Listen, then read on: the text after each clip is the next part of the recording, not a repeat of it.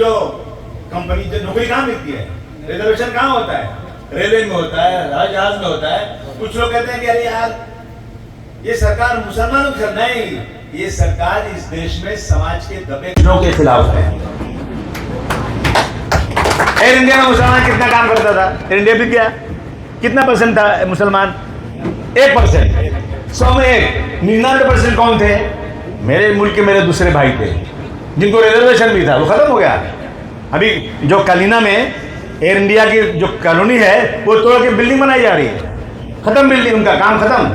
आप देखिए Hindustan antibiotics limited बड़ी कंपनी थी, बिके वो।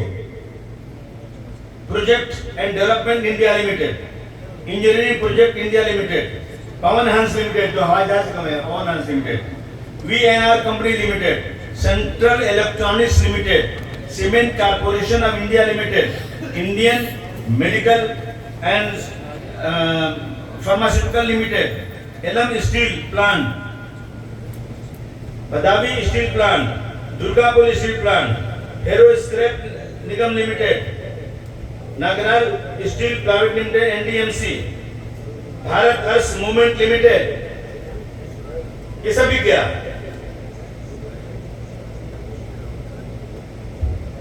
HM Pal, Bharat petroleum corporation, shipping corporation of India, container corporation of India. इस तरह से समझिए आपकी बहुत सारी कंपनियां बेच दी गई, रेलवे बिक गई। तो अब नौकरी वहां कैसे मिलेगी? जिसको नौकरी मिलेगी क्या उसको रिजर्वेशन मिलेगा? प्राइवेट में रिजर्वेशन नहीं है, लेकिन सोए हुए हैं लोग उस पर ध्यान नहीं दे रहे हैं। देश पे जो कर्ज था जितना ना 1947 से 2014 तक तकरीबन 50 हजार करोड़ का कर्ज था, आज उसका 3 गुना कर्ज हो गया 10 सालों में, 3 गुना कर्ज। और देश में पैदा हुआ एक एक आदमी कम से कम कई लाख रुपए का कर्जदार है, बढ़ते जा रहा है कर्ज। 5 किलो राशन कितने का मिलता है?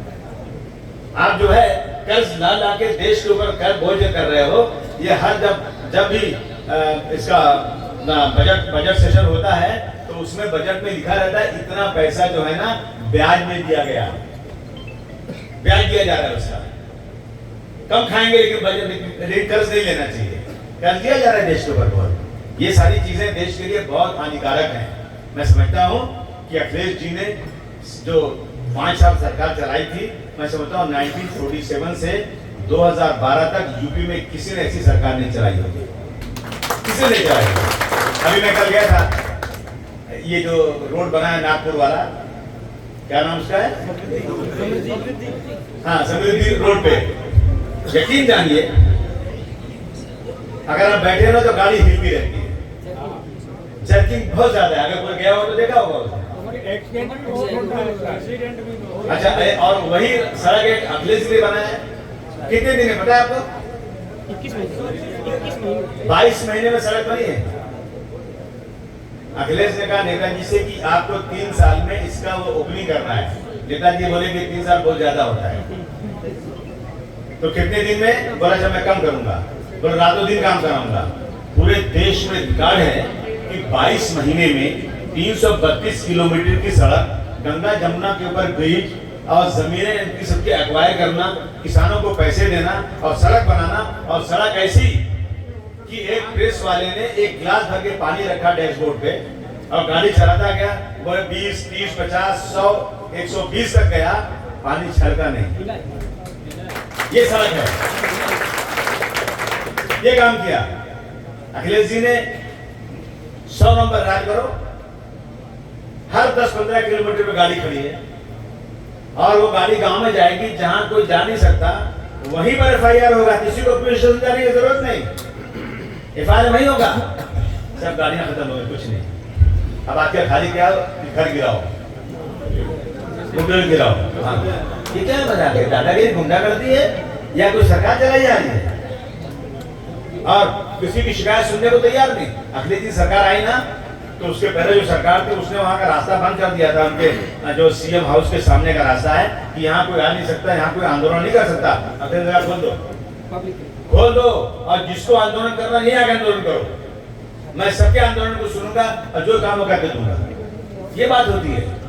इसलिए दोस्तों हम आपके बीच में आ जाए कि महाराष्ट्र में एक ताकत बनाना है। मैं तो एमएलए हूं, मुझे कम से कम मरती हालत में 8-10 एमएलए बनाना है महाराष्ट्र में। महानगर पालिका में इलेक्शन कराना है। अभी आप किसी ने कहा कि यहाँ पर जो है यहाँ की कारपोरेशन पे इलेक्शन लड़ाइए पुलिस सीटों पर, लाइए ना, उम्मीदवार तो दीजिए।